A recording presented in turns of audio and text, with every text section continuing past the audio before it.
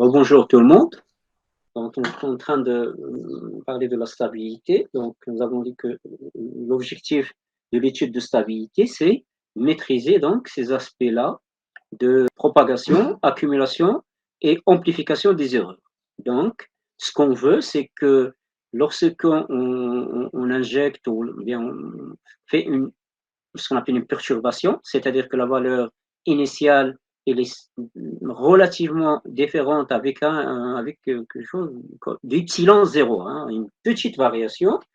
Est-ce que, au bout de ce calcul itératif jusqu'à x grand n, est-ce qu'on aura toujours xn tilde, qui est la nouvelle suite perturbée, est-ce qu'il est toujours proche, d'une manière ou d'une autre, de xn? Ou bien il y aurait donc,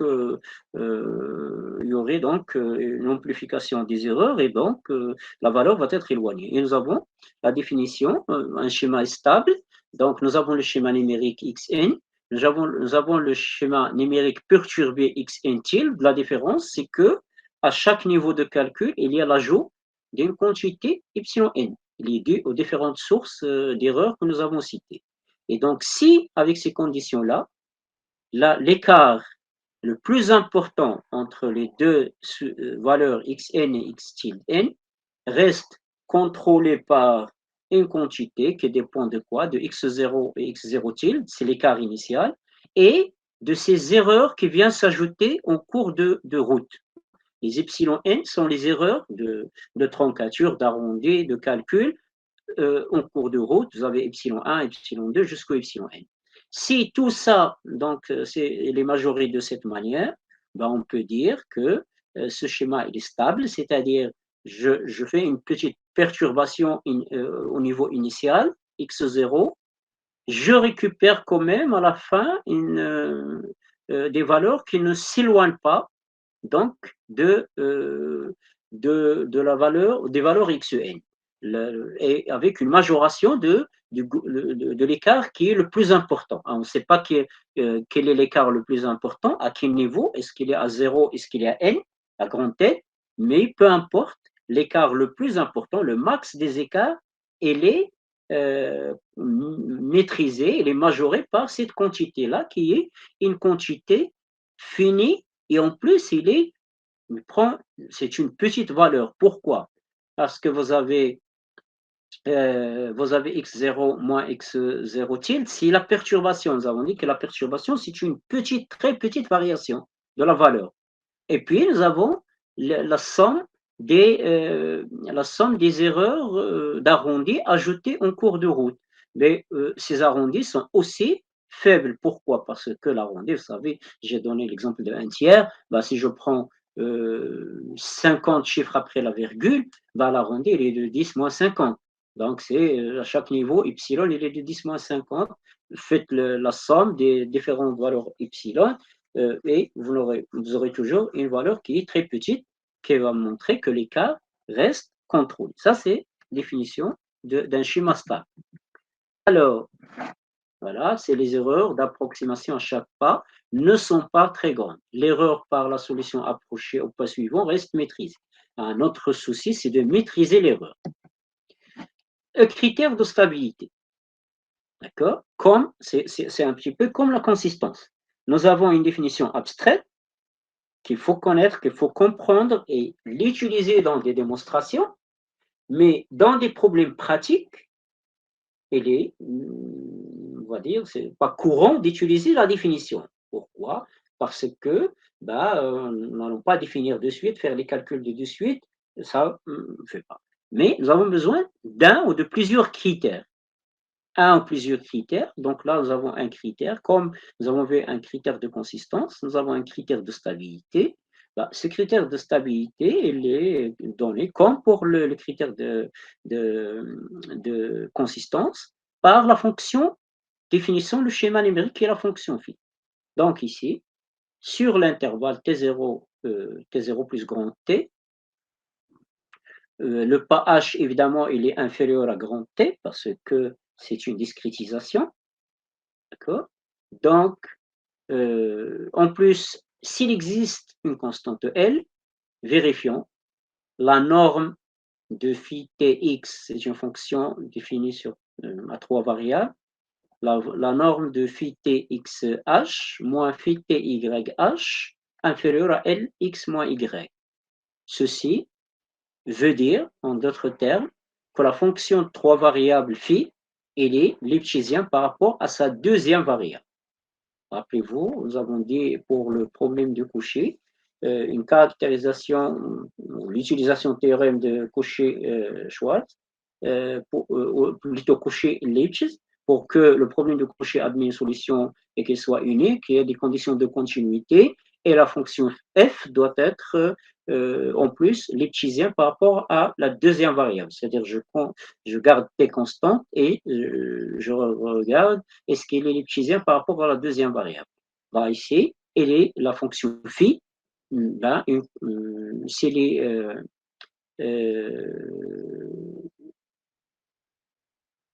s'il existe un L qui vérifie l'inégalité, qui veut dire que la fonction phi est lipschitzienne par rapport à sa deuxième variable en considérant que TH sont constants. Donc, dans ce cas, le schéma explicite à un pas est stable et mieux encore, nous avons la constante M de résultat précédent, d'accord? C'est-à-dire là, nous avons ce M là, d'accord? Qui nous donne la majoration. Le M, ici, c'est exponentielle LT. L, c'est la constante de Lipschitz de la fonction phi, et T, évidemment, c'est donc le grand T fixé dès le début par rapport à notre intervalle. Voilà donc les critères. Alors, regardez, c'est les mêmes principes. Bien sûr, c'est un résultat qui reste à démontrer. Nous allons revenir plus tard pour démontrer les critères de consistance, de stabilité et aussi quelques résultats par rapport à la convergence. J'ai préféré ne pas le faire tout de suite, de moment que vous puissiez comprendre ces éléments-là et peut-être chercher aussi, je vous ai déjà dit ça, chercher les démonstrations sur des références existantes et essayer de la comprendre et nous allons discuter de la démonstration. Je vais vous présenter les démonstrations détaillées un peu plus tard. Comme j'ai dit, je ne sais pas la semaine prochaine, sinon la séance prochaine, sinon ça va être en présentiel après reprise de l'enseignement présentiel. Bien. Maintenant, nous avons donc la possibilité d'introduire la troisième et la dernière notion fondamentale qui est la notion de convergence. D'accord? Et encore, trouver une liaison entre ces trois notions. Et ça, on peut se poser la question, est-ce que ces trois notions ont une relation entre elles? Bien. Donc ici, on dit qu'un schéma explicite a un pas, c'est-à-dire notre schéma explicite est convergent vers la solution de problème de Cauchy si cette condition est vérifiée. La limite de max de xtn moins xn égale à 0. C'est aussi simple que ça. Pourquoi? Xtn, c'est la valeur exacte, xn, c'est la valeur rapprochée. Nous avons ici l'écart, l'erreur ponctuelle. Le max, c'est la plus grande valeur de l'écart entre 1 et n. Surtout la suite de points, le calcul, la discrétisation. Alors, si ces écarts, pour l'écart le plus grand, tend vers 0 lorsque h tend vers 0, ben c'est que le schéma est convergent. Ça veut dire quoi? Ben ça veut dire, comme ce que j'ai dit tout à l'heure, lorsque h tend vers 0, on aura un très grand nombre de points qui va donner une discrétisation qui est très fine, parce que n tend vers plus l'infini. D'accord? Donc, ça veut dire que les points sont très rapprochés au point qu'on peut dire qu'il s'agit d'une couverture continue. Mais il faut comprendre, du point de vue mathématique, que c'est toujours une couverture discontinue et ne pas continue. Mais du moment que les points sont très rapprochés, la distance entre les points, le pas devient très négligeable et tend vers 0, c'est comme si les points sont très rapprochés. Et lorsque ces points sont très rapprochés, nous avons la valeur exacte de la solution qui est xtn et la valeur rapprochée qui est xn, l'écart il tend aussi vers 0. C'est-à-dire qu'en fait, c'est la définition même de la convergence de la solution. C'est une convergence, comme on ne peut pas définir une suite, je rappelle encore une fois, hein, pas comme les méthodes, par exemple, de résolution des équations non linéaires. On définit une suite xk et on dit la solution xk et la suite xk tend vers la solution x bar. Ici, la solution, c'est une fonction. Donc, ce qui nous intéresse, on ne peut pas dire la fonction xtn converge vers xen. Ça n'a pas de sens. D'accord? Donc, on opère par écart. L'écart, l'erreur entre ponctuel en chaque point, xtn moins xen, c'est l'erreur entre la valeur exacte, xtn, et la valeur approchée, xen. Et on prend l'écart le plus important sur la discrétisation.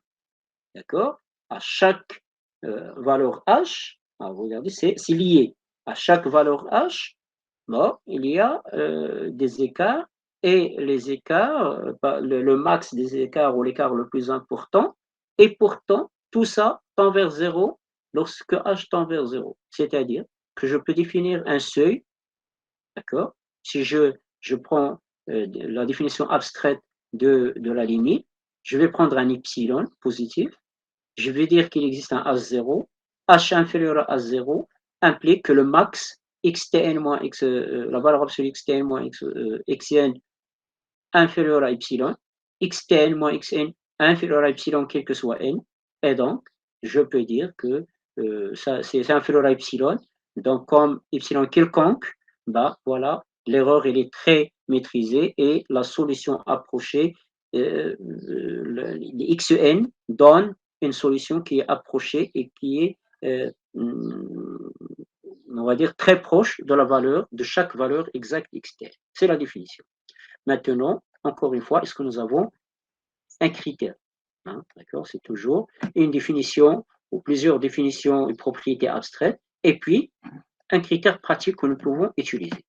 Nous avons le théorème dit de l'axe qui nous dit si le schéma explicite à un pas est stable et consistant avec le problème de Cauchy, alors il converge vers la solution du problème de Cauchy.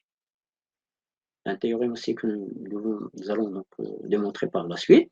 Théorème de l'axe, il nous dit, si le schéma explicite à un pas, notre schéma numérique défini par une fonction phi, est stable et consistant, les deux premières notions, bien sûr consistant avec le problème de Cauchy spécifique, alors elle converge vers la solution du problème de Cauchy.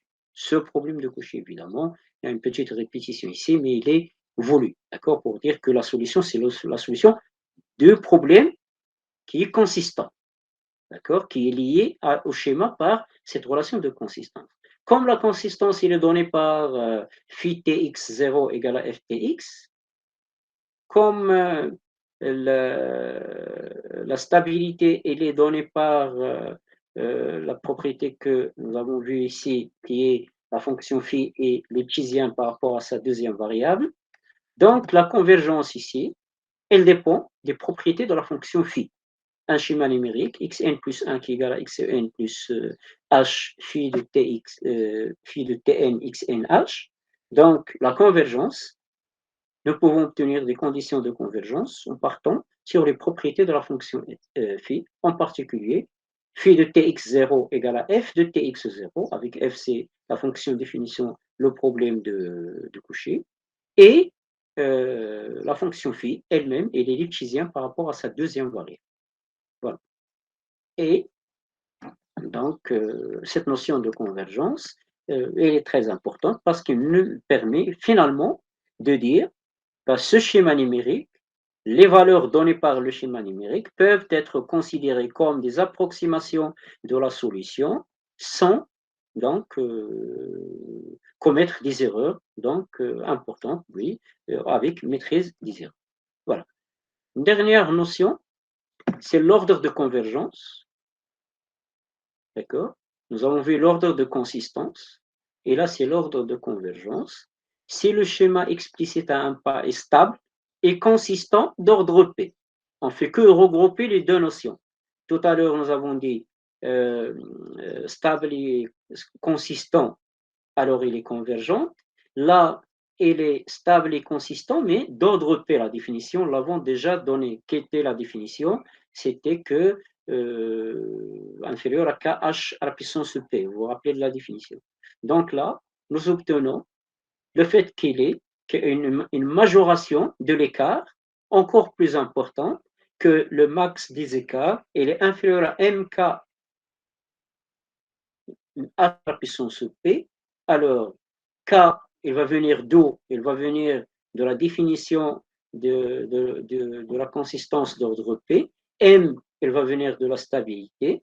Et donc, P, c'est l'ordre voulu. Et dans ce cas, si ces conditions sont vérifiées, c'est-à-dire que le schéma il est à la fois stable et consistant avec un ordre P, ben, on va dire qu'il est convergent avec un ordre P. Et bien sûr, il vérifie cette propriété qui est importante. Parce que ici, le max, je peux l'enlever et remplacer par quel que soit n. Donc, j'ai une estimation, une majoration plutôt, de l'erreur ponctuelle.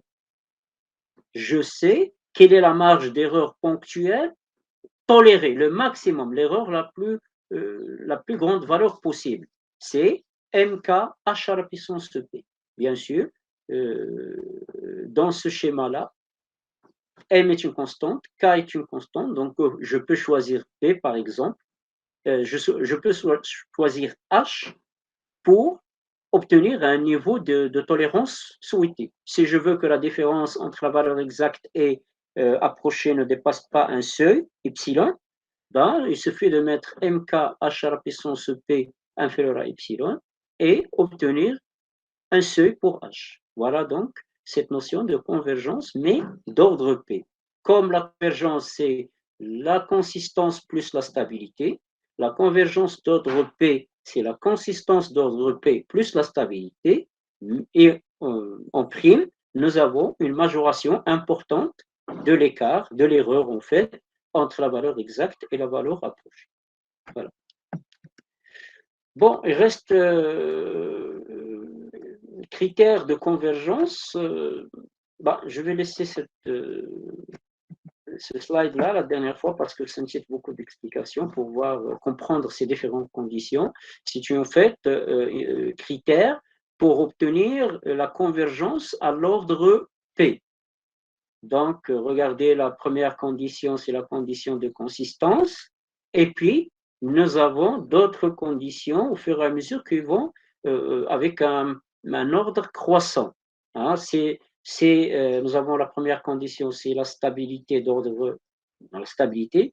Donc, si on ajoute la première condition, c'est la stabilité ordre 1, donc nous allons, ou ordre 2, je ne sais pas, nous allons obtenir donc la convergence d'ordre 1, 2, et on va continuer jusqu'à un certain ordre. Ça va nous permettre de démontrer, s'il le faut, la convergence d'ordre P. Mais ce calcul, surtout ce que veut dire ces différences et tout, les dérivées partielles et les différentiels de fonctions, ça, je vous invite à revoir un petit peu, à jeter un coup d'œil sur les fonctions plusieurs variables et comment calculer donc quelle est la notion, que devient la notion de dérivée dans ce cas, et je vais revenir sur ce slide plus tard. Voilà.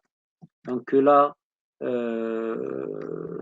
c'est bon pour cette partie concernant le cours. Comme vous voyez, donc il nous reste à traiter les méthodes de Kent-Tucker, les problèmes réels et les schémas implicites et bien sûr les schémas à pas multiples aussi. D'accord?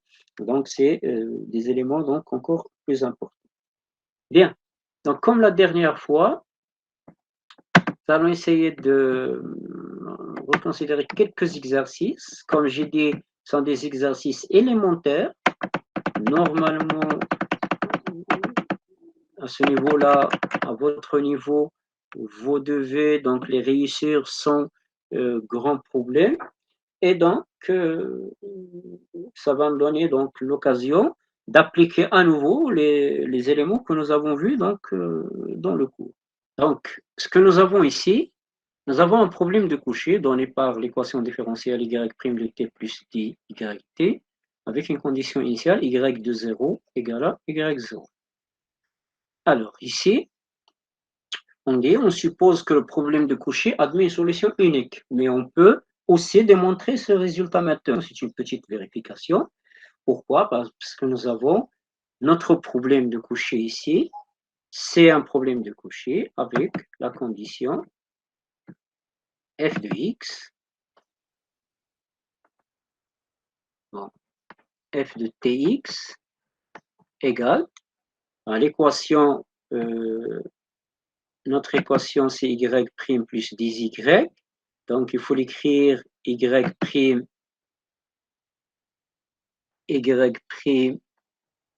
de t égale à moins 10y de t.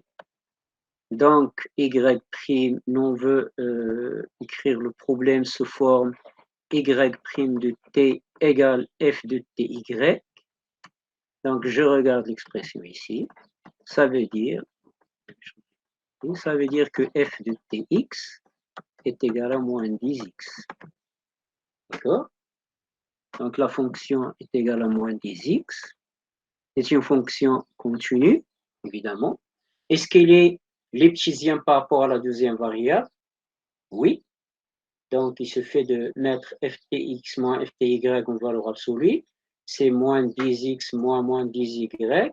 Je factorise par moins 10. J'aurai x moins y. Avec la valeur absolue, je peux sortir la valeur absolue de 10. Et donc, L, c'est 10. Et la fonction, elle est lipschitzienne avec L égale à 10. Donc, les conditions théorème sont applicables. Le problème de Cauchy admet une solution. Je passe à la deuxième question. Alors, ici, nous avons une variante de ce que nous avons vu dans le cours. Dans le cours, nous avons dit, on définit une discrétisation h égale à grand T moins T0 sur n, avec n, un entier que nous choisissons. On veut utiliser 10 sous-intervalles, ou bien nous voulons utiliser, donc, prendre n égale à 100. L'essentiel, c'était comme ça qu'on définit le h. Ici, nous allons ici procéder un peu différemment. C'est une variante. C'est-à-dire quoi? On se donne h positif. C'est un pas de temps donné. D'accord? Et on définit les points Tn, chaque n comme étant Tn égale à nh. Avec n appartient à grand N. Donc, c'est comme si nous avons un nombre infini, mais dénombrable de points Ti. Bien sûr, ici, T0, c'est 0. Et on considère YN une approximation de YTN. C'est l'approximation que nous avons l'habitude de faire. Par la suite, nous présentons la méthode dite de Crank-Nicholson en intégrant l'équation différentielle entre Tn et Tn plus 1, puis en utilisant la méthode trapèze pour calculer Tn plus 1 YT. Donner le schéma permettant de calculer YN à partir de Y. C'est la méthode de N, mais ici, il faut être vigilant. Pourquoi ici on vous dit la méthode de Crank-Nicholson et l'autre, c'est la méthode de N? Nous allons comprendre pourquoi la différence elle réside à quel niveau. Parce que la méthode de N, si vous vous rappelez, nous avons utilisé la méthode du trapèze, ou du trapèze, parce que c'est un seul trapèze et non pas plusieurs, et nous avons par la suite utilisé une transformation avec la méthode d'Euler. Donc ici, c'est une méthode appropriée qui consiste à prendre ce problème, à utiliser la méthode d'intégration du trapèze pour calculer l'intégrale second membre et voir quel est le schéma que nous allons obtenir. Est-ce qu'on va arriver jusqu'au le schéma de N ou pas? Donc, nous n'avons aucune difficulté ici à faire ce calcul.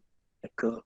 Nous avons Y prime, je peux écrire de S, égale moins 10 Y de S. D'accord? On veut intégrer ici entre Tn et Tn plus 1 ds et intégrer là entre Tn et Tn plus 1 ds. Évidemment, de ce côté-là, là c'est Y'. De ce côté-là, c'est comme d'habitude Y Tn plus 1 moins Y Tn égale, de ce côté-là, la méthode, je peux mettre moins 10 ici, la méthode du trapèze me dit que c'est Tn plus 1 moins Tn multiplié par l'image à droite plus l'image à gauche sur 2, c'est-à-dire Y de Tn plus Y de Tn plus 1 sur 2. Voilà. Donc, je dois arranger cette écriture avant d'utiliser les approximations. J'ai y de Tn plus 1 égale y de Tn, plutôt, oui, égale y de Tn, moins 10 h, Tn plus 1 moins Tn, c'est toujours h. La discrétisation et l'amplitude ici de l'intervalle. Je peux bien sûr dire c'est n plus 1h moins nh. Bien sûr, c'est h. Il n'y a pas de problème par rapport à ça. D'accord? Et là, j'aurai donc 5 par rapport à ce 2-là. Et j'aurai ytn plus ytn plus 1. L'approximation habituelle, y de tg approximativement égal à xj va me permettre d'écrire y, et bien sûr y ici, yn plus 1 égale yn moins 5 yn plus yn plus 1. Nous avons oublié un h ici. D'accord? Et donc, tout ça n'a pas de sens. Yn plus 1, yn plus 1 est égal à yn moins 5h yn plus moins 5h yn plus 1. Comme ça, la question, la dernière question, a un sens. Donc ici, ça va être 1 plus 5h yn plus 1 qui est égal à 1 moins 5h yn. Parce que la dernière question, c'est pourquoi donc on dit se rendre compte, parce que cette suite-là, il n'y a aucune condition sur H. Pourtant, la dernière question, il nous dit quelle condition sur H on a. Donc, ça doit donc nous dire, attention, il y a un petit souci. Donc ici, yn plus 1 égale 1 moins 5h sur 1 plus 5h. D'accord? Yn. Donc, notre suite, elle est géométrique, oui. La raison, c'est 1 moins 5h sur 1 plus 5h. Et puis, la dernière question, dont on précisera la raison, montrer qu'il vérifiait valeur absolue de R inférieure à 1. Pourquoi valeur absolue de R? R, c'est cette quantité-là. Pourquoi valeur absolue de R est inférieure à 1?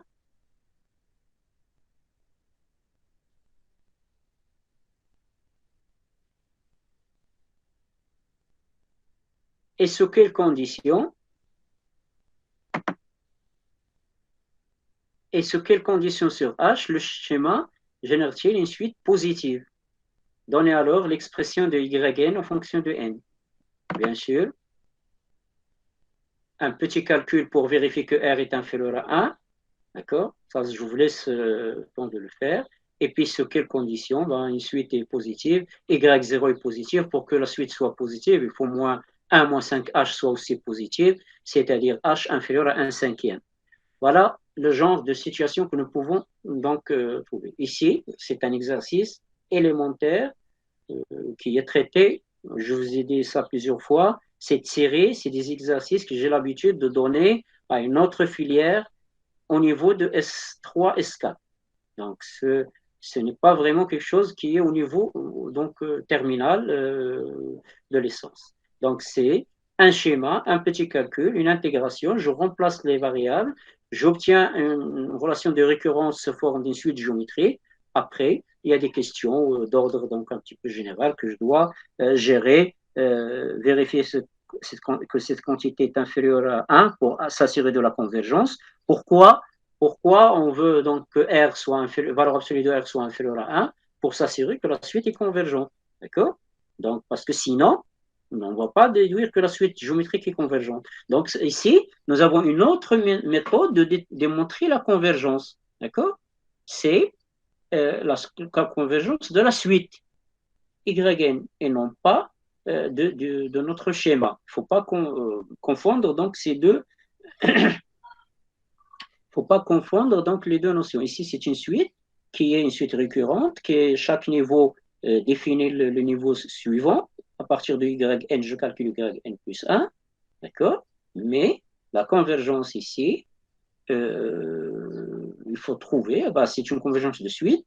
La convergence du schéma numérique, peut-être au niveau de cette année, pour S6, bah, ça serait, la suite de cet exercice serait de comparer les deux convergences. Est-ce que si la suite YN converge, est-ce qu'on peut déduire que le schéma numérique converge ou inversement? Voilà le genre de questions que nous pouvons donc traiter un peu plus tard. Bien. Alors,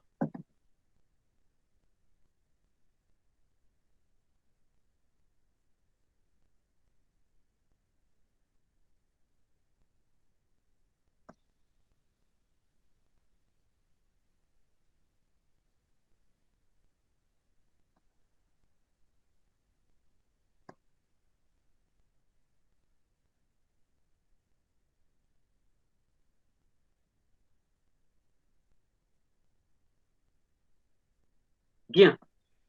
Allons prendre donc cette situation-là, qui n'est pas très loin de ce que nous sommes en train de faire, ce que nous avons fait pour les schémas, on va dire,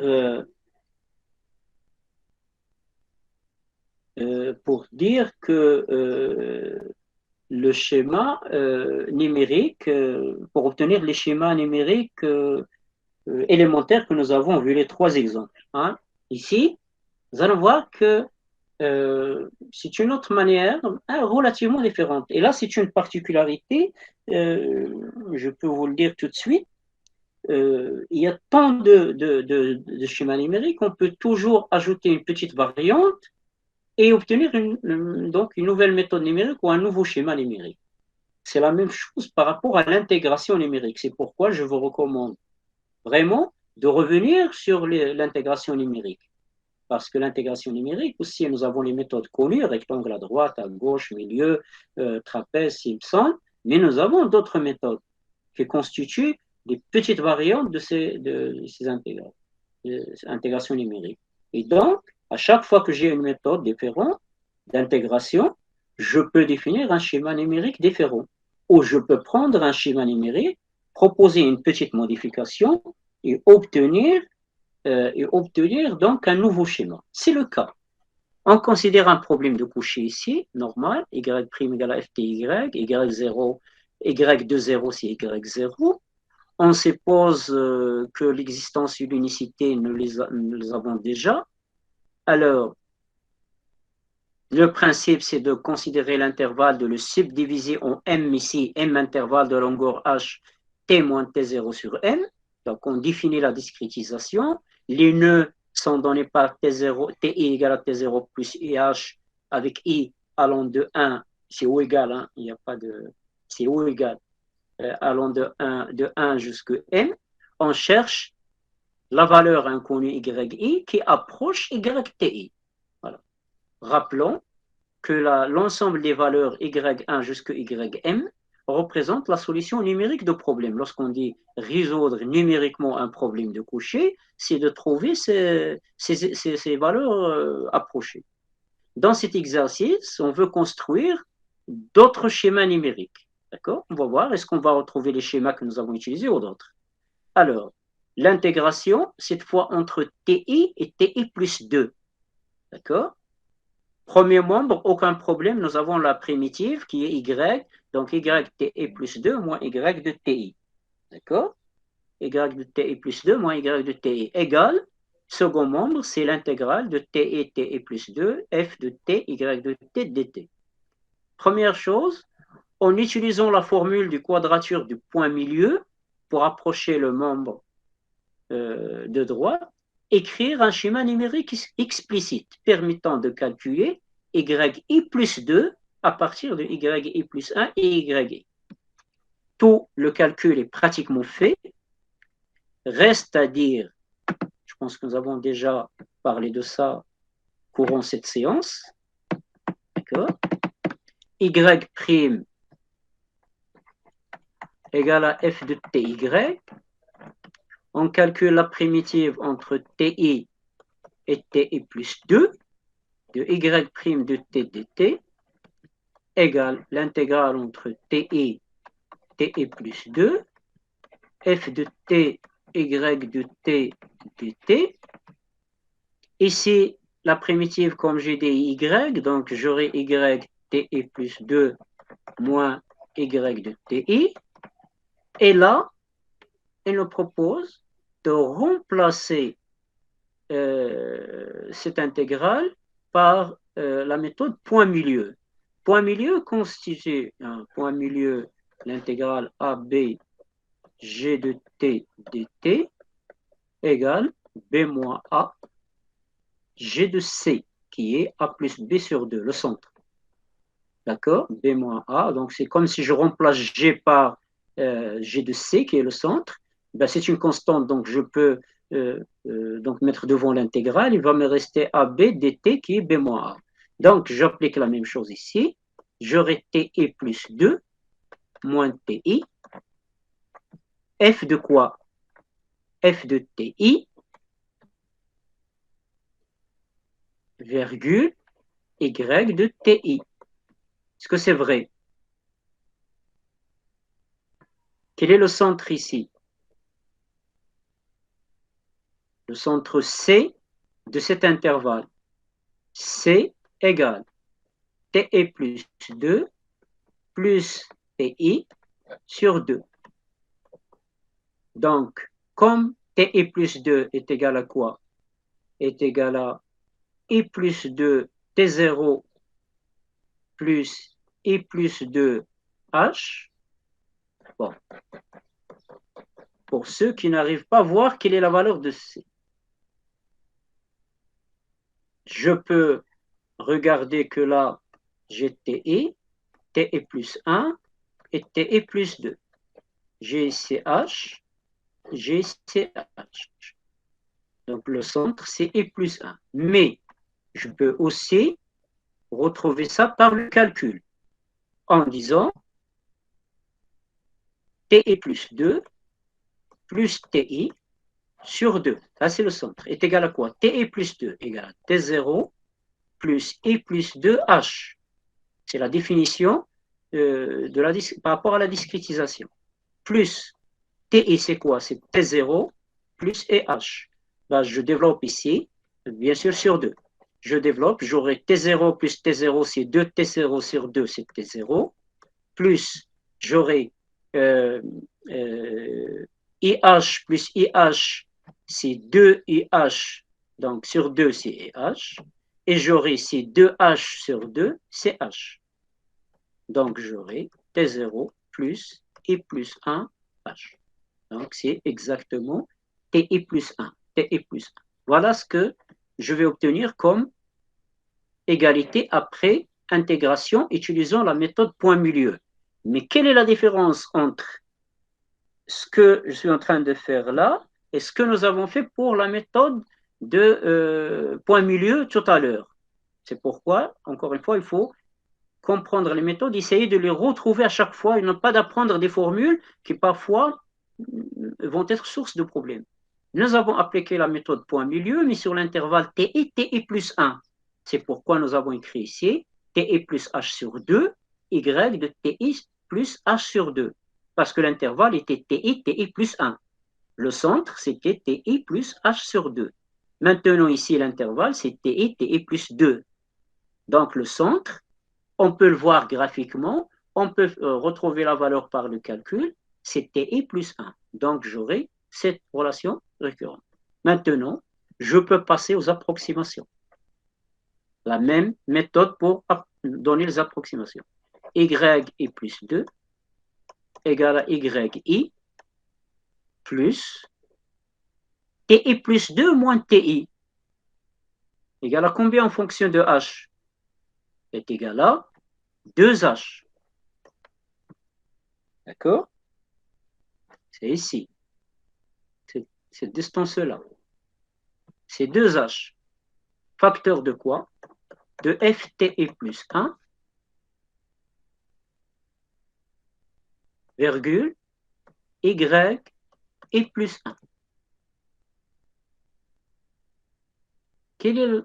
Comment je peux qualifier ce schéma? Et est-ce que ce schéma est complet? J'ai Y0 et les données. Est-ce que ce schéma est complet? À votre avis? C'est-à-dire, est-ce que je peux l'utiliser pour faire des calculs?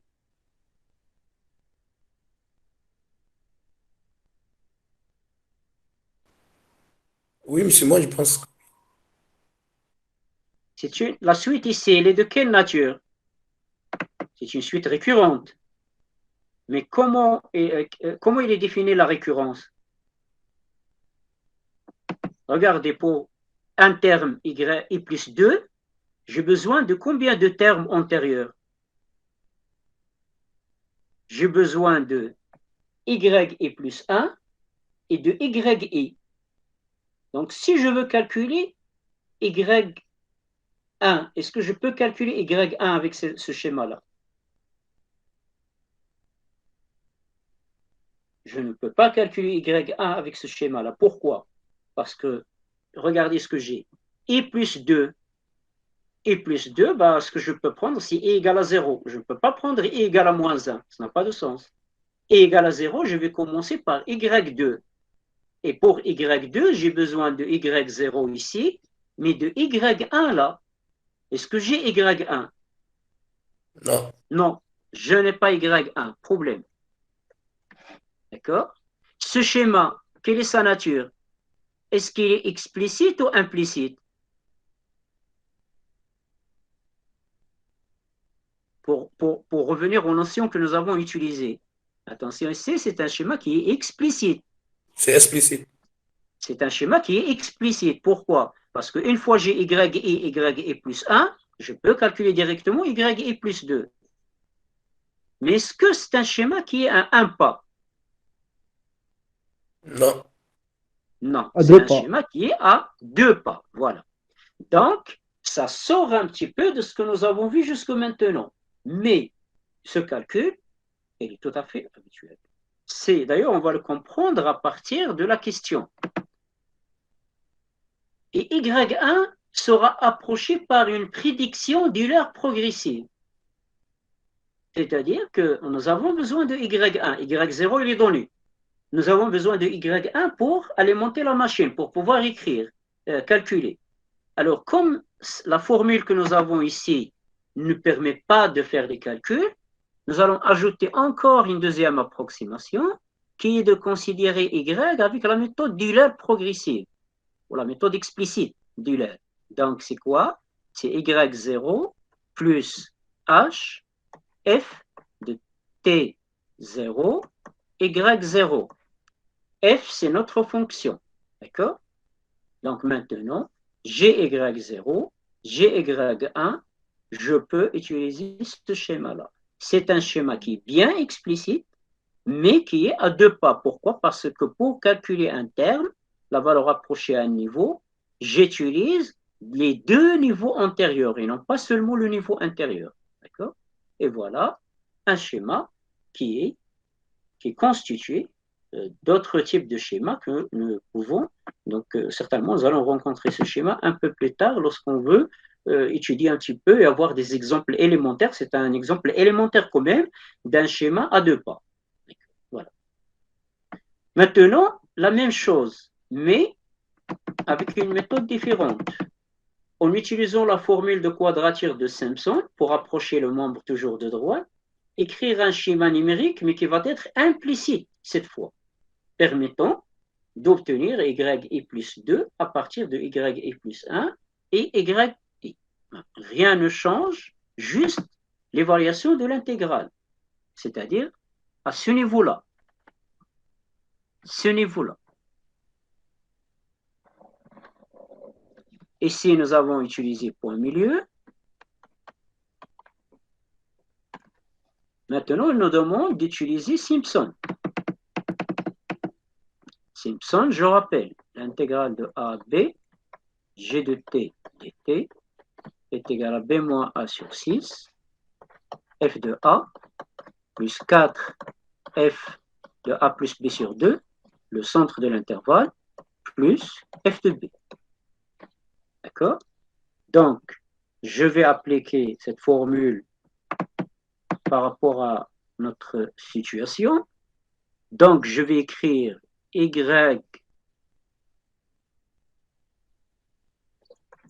de ti plus 2 moins y de ti, premier membre il est inchangé, égale b moins a, ti plus 2 moins ti. Nous l'avons calculé tout à l'heure, c'était 2h. Donc, ça me fait h sur 3. F de A, F de TI, Y de TI. Attention, pour ne pas confondre les formules, ici c'est G. Voilà. Comme ça, on applique cette formule pour G de T égale à F de T, Y de T, pour ceux qui veulent un peu plus de détails. D'accord? Donc, F de TI, Y de TI, ça c'est le premier terme qui est G de A par rapport à notre formule. Plus 4, F de quoi? A plus B sur 2, dans notre cas, c'est TI plus 2 plus TI sur 2. C'est le centre, nous l'avons déjà calculé tout à l'heure. C'est TI plus 1. Donc, c'est TI plus 1, Y de TI plus 1. Est-ce que c'est terminé? Non. Plus G de B. G de B dans notre cas, c'est plus F de TI plus 2, Y de TI plus 2. Voilà, l'application de la quadrature de Simpson va nous conduire à cette relation-là. Maintenant, je passe aux approximations de la même manière. J'aurai Y et plus 2 égale Y et plus 1 plus H sur 3 de quoi? De F de TI YI plus 4 de F de TI plus 1 Y et plus 1 plus F de TI plus 2 Y et plus 2. Alors, pourquoi il est dit dans l'énoncé que c'est un schéma implicite? Ben, bien sûr, à cause de ce terme-là. C'est l'inconnu qu'on veut calculer, y plus 2. Et il est là au second membre, et pas seulement au second membre, il est argument de la fonction f. Donc, je ne peux pas transposer, je ne peux pas développer de calcul. Donc, c'est un schéma qui est implicite. Bien sûr, ici, ça ne pose aucun problème. Les TE plus 1 ici, TE plus 2. Pourquoi? Parce que ici, c'est TE plus H. Et ici, c'est TE plus 2H. Donc, regardez ce que j'ai. J'ai un schéma implicite, oui, mais en fonction de TE, TE plus 1, TI, YI, YI plus 1.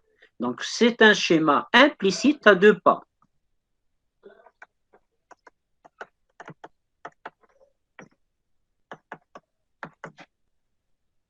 D'accord? Voilà comment il faut déterminer la nature. Bien sûr, pour ce schéma-là, ce que nous avons vu ce matin ne s'applique pas. Ce que nous avons vu, les théorèmes, les trois notions de consistance, de stabilité et de convergence, telles que nous les avons vues, ils s'appliquent seulement pour les méthodes explicites à un pas. Bien sûr, si on passe aux méthodes implicites, on aura d'autres résultats peut-être. Et lorsqu'on utilisera des méthodes à pas multiples, on aura encore d'autres méthodes peut-être. Voilà. Ce qui est précisé ici,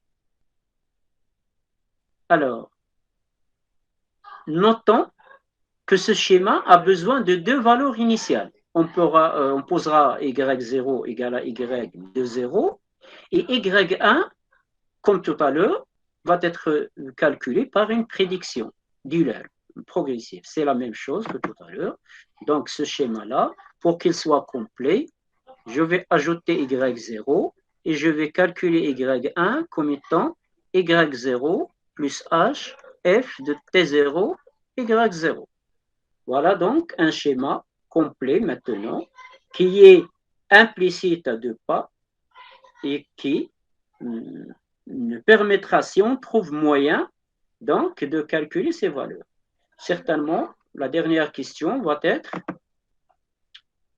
proposer une modification de ce schéma pour qu'il devienne explicite. Quelle modification je peux proposer ici pour rendre ce schéma explicite? Est-ce que quelqu'un parmi vous a une idée?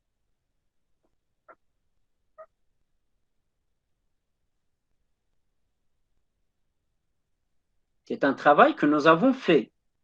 Quand? Nous avons fait avec le schéma de Hön. Nous avons fait les calculs. Nous avons trouvé que l'inconnu qui était là, y et plus 1, figure aussi dans le second membre. Nous avons dit quoi? Pour contourner ce problème et transformer le schéma en un schéma explicite, nous allons faire quoi? Nous allons remplacer ce terme qui pose problème par une nouvelle approximation basée sur la méthode d'Euler. Et ça va être la même méthode ici. Le terme qui pose problème ici, c'est ce terme-là. C'est ce terme-là.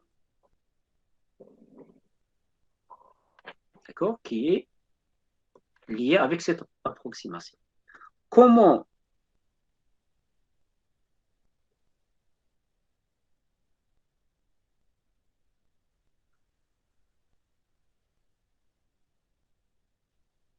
Oui, oui, votre camarade ici, il continue à être vigilante. Oui, il nous dit qu'attention, nous avons une petite erreur ici. Il n'y a pas de plus 1 là. Et c'est ce que je demande là, par rapport à tout le monde. C'est moi, je peux vous présenter ces calculs PDF, je les ai déjà, je peux vous présenter ces calculs, faire une lecture et c'est bon. Mais ce n'est pas intéressant. Mais si on continue à travailler comme ça suppose, comme l'a fait votre camarade maintenant, ça suppose, votre camarade a raison, il n'y a pas de plus 1 ici, parce que ce terme, c'est celui-là. Voilà, donc c'est Y.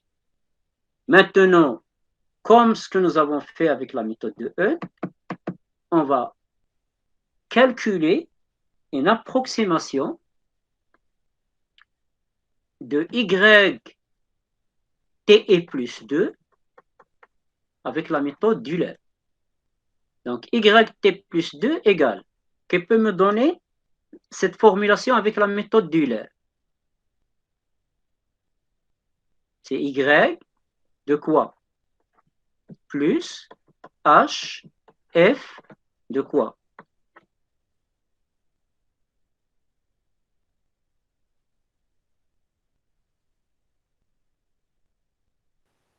C'est égal à Y de Tn plus 1. De TE plus 1. Et plus H, F de. Oui. H, oui. Oui, plus H, F de Tn. TE plus 1. Et là, Plus 1, oui. c'est encore Y de TE plus 1. La méthode d'Euler, c'est une méthode explicite à un pas.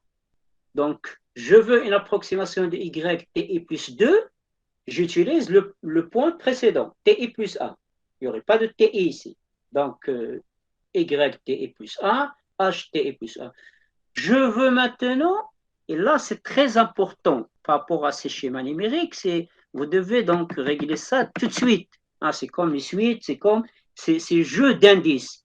Si je vous demande d'utiliser la méthode d'Euler, Mais pour écrire y de ti égale, vous allez écrire quoi?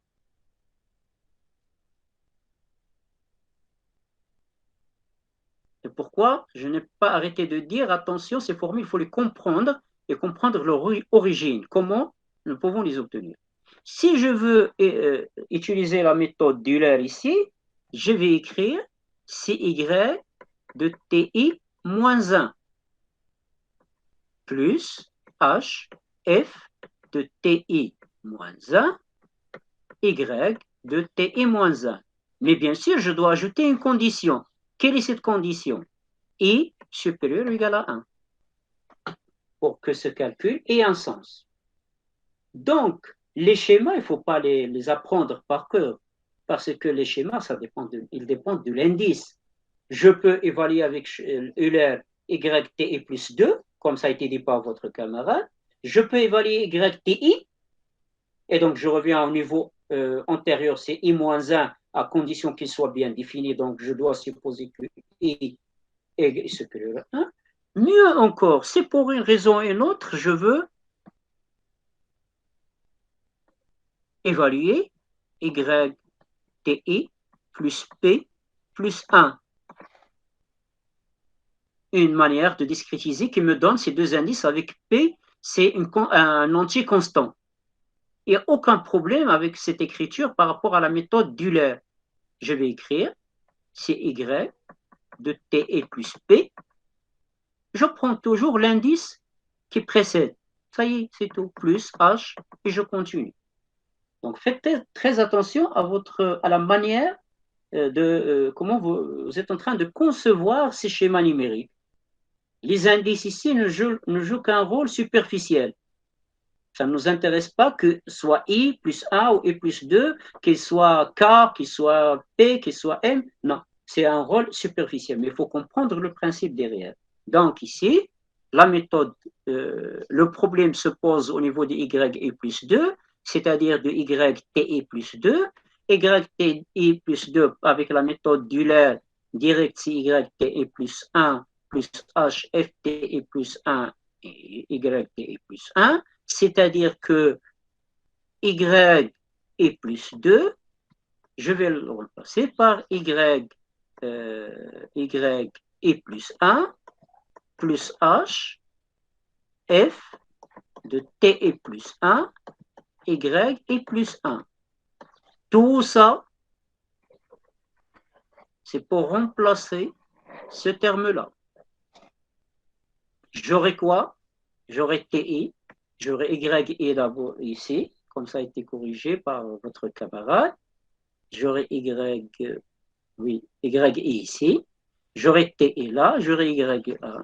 TI plus 1, j'ai dit que c'est TI plus H. YI plus 1.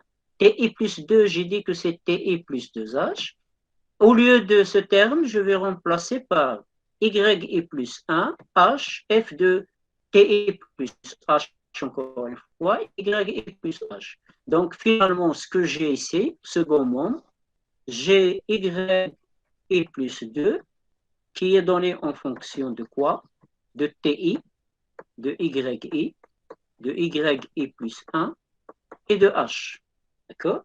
C'est-à-dire, c'est un schéma, ce schéma modifié est un schéma explicite, mais à deux pas. Pourquoi? Parce que j'ai YI et YI plus 1. Là encore, je ne peux pas appliquer le théorème de l'axe, par exemple, adapté au schéma explicite à un pas. D'accord? C'est pourquoi il est toujours intéressant de bien comprendre ce que vous êtes en train de faire et dans quelle situation je peux appliquer une méthode ou une autre. Dernier exercice avant de terminer cette cette séance plutôt. Donc l'exercice 4 ici, noté 4. Un exercice aussi tiré, donc comme j'ai dit, de série ou d'examen, je ne sais pas, donné à une autre filière, mais au niveau de S3, juste pour que vous puissiez vous situer. Hein. Alors, si on considère un problème de coucher classique, y' égale à 1 moins 2y, y0 égale à 1, montrer que P admet une solution unique et résoudre ce problème. Bon, cette question, je vais la sauter. Toujours f de tx, ty ou tx, c'est 1 moins 2y. Donc, les conditions continuité et la fonction leptisienne par rapport à cette deuxième variable sont simples à vérifier. Et le problème, c'est un problème, l'équation est une équation linéaire. Donc, je peux soit utiliser une résolution en deux étapes, c'est-à-dire équation second membre, équation sans second membre, qui est une équation en variable séparable, puis une solution particulière, et voilà, je donne la solution, soit appliquer la formule liée aux équations différentielles linéaires de premier ordre. C'est un calcul que vous pouvez toujours faire sans problème. Alors, la question 2, soit h un pas de temps donné, toujours, Tn égale à nh, nous sommes dans la même situation que tout à l'heure. Alors, est-ce que ce n'est pas le même exercice? D'être simple. Alors, évaluer l'intégrale de Tn à Tn plus 2, y de t, en utilisant la méthode point milieu. Donc, nous avons y' égale à 1 moins 2y, y' égale à 1 moins 2y. Voilà notre équation différentielle. D'accord? Je l'intègre comme c'est demandé entre Tn et Tn plus 2. Donc, j'aurai l'intégrale Tn plus 2 y' de s ds, qui est égal l'intégrale de Tn plus 2, 1 moins 2, y de s ds. D'accord? Ça, c'est donc l'intégration entre Tn et Tn plus 2. La fonction f, ici, c'est 1 moins 2y. Donc, je vais faire quoi? Ici, c'est y de Tn plus 2 moins y de Tn égale, là, on me demande d'utiliser point milieu. Point milieu ici, le milieu, c'est, maintenant, c'est clair, c'est Tn plus 1. Donc, j'aurai quoi? J'aurai 2h, qui est Tn plus 2 moins Tn, fois 1 moins 2 y de Tn plus 1. Voilà. Ici, la particularité de ce problème, c'est que la fonction ft y est égale à 1 moins 2y. Il n'y a pas de t qui figure. Il n'y a pas de t qui figure dans la fonction. C'est pourquoi nous avons ici t que lié à y. Nous n'aurons pas de t séparé. C'est une fonction. Donc, une fois je l'écris sous cette forme, j'ai yn plus 2 qui est égal à yn plus 2h 1 moins 2 yn plus 1. C'est-à-dire, d'abord, est-ce que ce schéma est explicite ou implicite? Ben, il est explicite. J'ai n plus 2, je n'ai pas n plus 2 de l'autre côté. C'est un schéma à un pas ou à pas multiple. C'est un schéma à pas multiple parce que j'ai yn et j'ai yn plus 1 de l'autre côté. Voilà. Le schéma, il est donné de cette manière. J'ai besoin, j'ai y0. Voilà. Mais j'ai besoin d'un autre terme y1. J'ai besoin de deux valeurs initiales pour pouvoir lancer les calculs. Donc, comme tout à l'heure, la solution la plus simple, il se peut qu'on vous demande de proposer d'autres. Mais la solution la plus simple, c'est de dire y1 égale à y0 plus h f de ty0 qui est égal y0 plus h 1 moins 2y0. Bien sûr, je peux ordonner cette écriture et tout pour obtenir y1. Voilà y1 de ici. Voilà y1. y0 est donné. y1, je peux proposer cette formule avec la méthode d'Euler et je complète le schéma de calcul qui va devenir un schéma explicite, mais encore ici, et une fois ici, c'est un schéma à deux. Cette séance est terminée. Au revoir tout le monde.